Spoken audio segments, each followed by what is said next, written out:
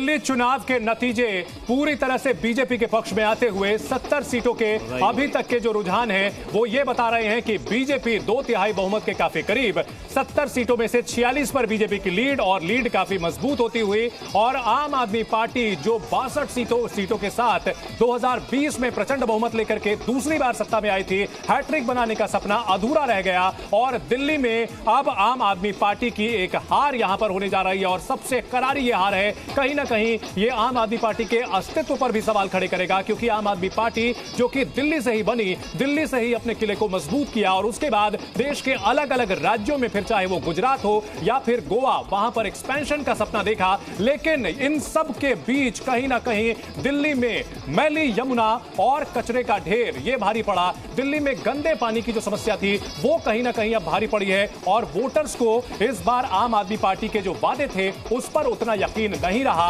अगर बात करें गर्मियों के मौसम की तो टैंकर दौड़ते नजर आए, और जब भी मौसम बदला वहां पर प्रदूषण की वजह से लोग परेशान नजर आए, और इन तमाम चीजों की वजह से कहीं ना कहीं जो जनता का मूड था, सेंटिमेंट था, वो बदला और वो किस तरह से रिफ्लेक्ट हुआ है ये आप इन नतीजों में देख सकते हैं। और अगर बात की जाए लोकसभा चुनाव की तो 52 विधानसभा सीटों में बीजेपी ने तब बढ़त बनाई थी, 54% के करीब वोट हासिल किए थे और थोड़ा वहां से नीचे जरूर आए, लेकिन फिर भी इतने पर्याप्त हैं कि जीत हासिल करने में कामयाब रही है बीजेपी। अभी तक के जो रुझान है और जो 12 बजने का समय आ चुका है, लगभग 4 घंटे की काउंटिंग हो चुकी है और बीजेपी यहां मजबूत स्थिति में अब नजर आ रही है। अब सवाल यहां पर यह है कि इस जीत का सेहरा और हार का ठीकरा किस पर फूटेगा। हार का ठीकरा मतलब आम आदमी पार्टी की जो हार हुई है उसका ठीकरा किस पर फूटेगा।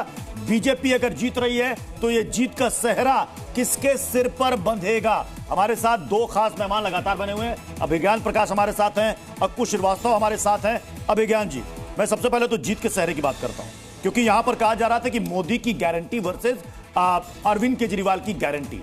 जीत का सेहरा किसके सिर, दिल्ली बीजेपी इकाई के सिर या प्रधानमंत्री मोदी के सिर?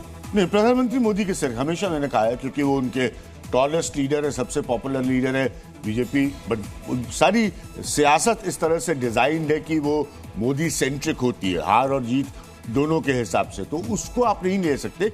बीजेपी हल्की से उससे पीछे है।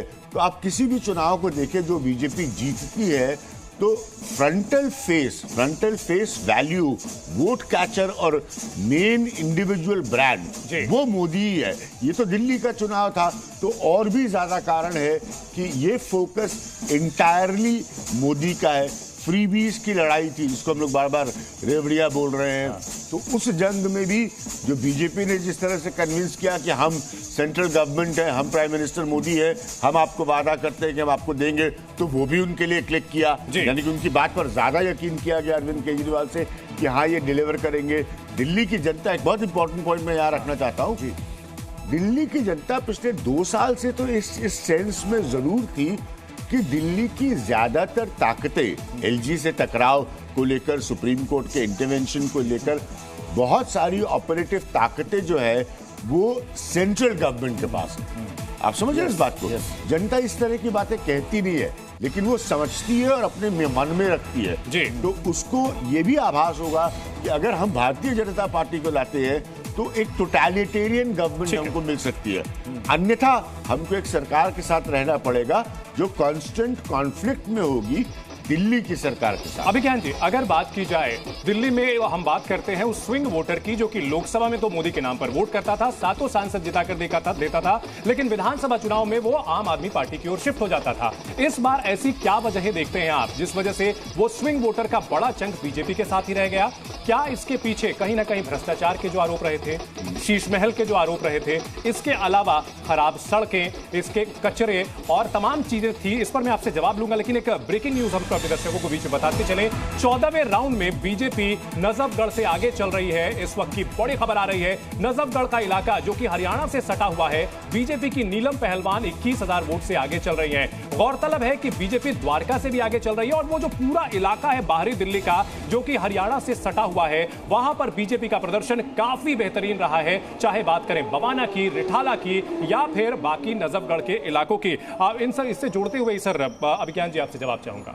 मतलब ये खुद ही रिप्रेजेंट कर रहे हैं कि बीजेपी ने किस तरह से अपना कैंपेन किया, किस तरह की पकड़ बनाई। अरविंद केजरीवाल वाले पॉइंट पे आता हूं, क्योंकि मैं पहले भी उसको कह चुका हूं कि जैसे ब्रांड मोदी, ठीक है, और ब्रांड मोदी को आप जितना इनकैश करते हैं और अगर वो क्लिक करते Zee News.